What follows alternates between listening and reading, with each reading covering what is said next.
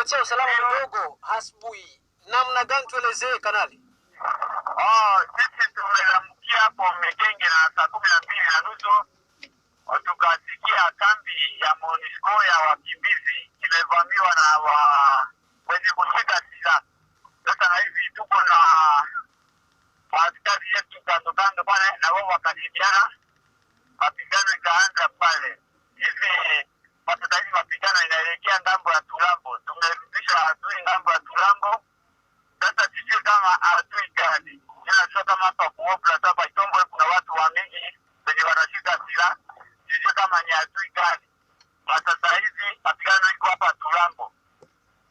Hatimaye kuna wanajeshi walioumia ama kufariki katika vita hivyo?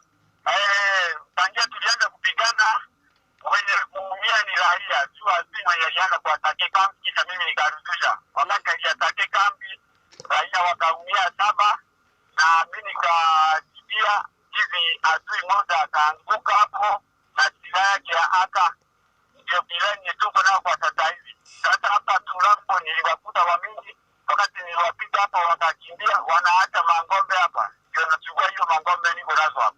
Alafu tumesikia kwamba kuna mwanajeshi wa Umoja wa Kimataifa MONUSCO aliyepigwa masasi katika kambi hiyo. Ndio, kuna jeshi moja pia wa MONUSCO aliumia. Ile ni bila provisoire. Mimi niko mshamba kabisa huko kwenye maneno iko nafanyika hapo Tulambo.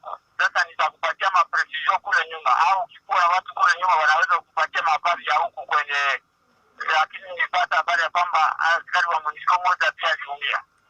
Nikusema kwamba mnaendelea kufuatilia adui? Ndio, tungali tunamfuatilia na hapa tungali tunapigana hapo Tulambo. Asante kanali, na mtatuelezea zaidi mkitoka katika mapambano. Asante sana, mchana mwema kwenu. Majina yako pia kanali? Mimi jina langu ni Kanali Andre Kimbe.